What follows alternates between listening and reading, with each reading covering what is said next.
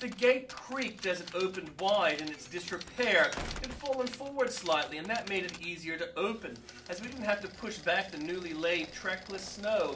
It was ankle high. The day's sun had left it crunchy on top, powdered below, so that the crunch of our steps and the creak of the gate announced our presence here to the world and made us jumpy. Chris was first to the door. It was ajar. The lock that had been broken by the police had never been fixed, so the door remained in an almost closed position. Now snow spilled into the entranceway and held the door in place. Arthur dragged his foot through the snow, soaking his ankle. I tried to bend down and scoop it with my gloved hands, but Joff's feet leapt forward, and soon he too had soaked his feet and ankles. Chris had a bemused expression on his face when he widened the door and stepped inside. I got out my flashlight, but Chris said, "It's light." We went in and were awed by the appearance. Before us were wide steps leading to the upper level. They were thick with dust. A shadowy shape on the top of the steps looked like a ghost. On our right was a dining room. The long table was as Mrs. Webster had left it, with now rotting fruit and places set to a side and one at the head. On our left was a lounge room. Two-person lounges and a single chair faced a fireplace. Ash spread from the fireplace into the room. The poker was lying next to the place, and a small fence protecting the place had been pushed aside.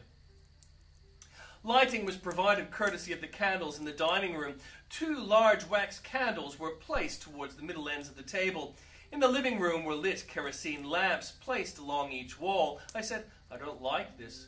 I want to go home." "It seems quite strange," echoed Joff. "We stay," said Chris. "We don't want to have our lives run by an older bully boy." I was thinking of saying that we weren't bullies and so correcting his sentence when Arthur said, "I think I heard something upstairs." Arthur was up the steps in a shot. Chris followed. Joff was wondering aloud where Big had gone. "Come on," I said, brandishing my flashlight. The steps were dusty except where my friends had left their prints. At the top was a ghostly image. It was created by the outside lamps on the streets shining through the uncurtained windows. "Look," I called, pointing at the image. It looked for a moment as if it had a mouth that moved. That was an effect created by a bird outside, flying between the window and street lamps. "Wow!" shot back Arthur. He was walking to the far side of the room, which in its time might have been a ballroom. I think our plan, if we were to have had one, might have been to find the bedroom and hunker down for the evening, or take the bedclothes to a fireplace and light some wood. It was a thin, reedy, but loud and inhuman scream that came from the cat that Arthur had stepped on.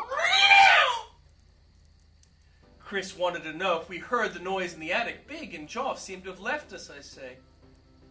Chris and Arthur ignored me as Arthur pulled on the rope that lowered the ladder to the attic. Soon I could hear their voices.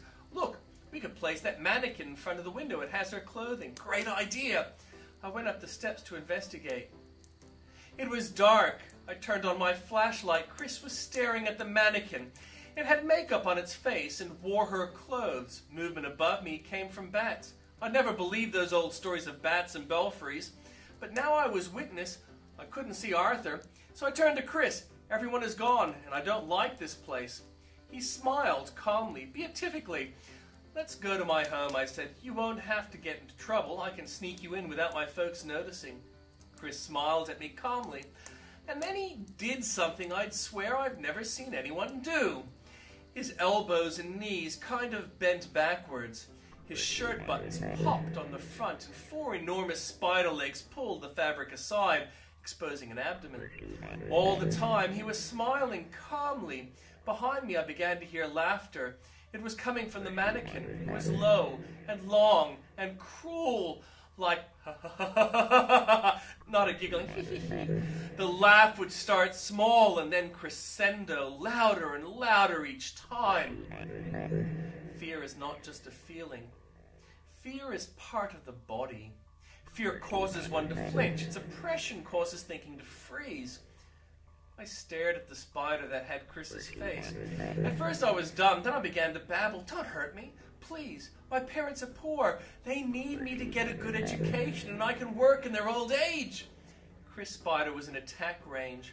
A spider needs all 8 legs to walk. When it is in attack range, it rears onto its back 6 legs. This exposes the mandibles, which are its teeth.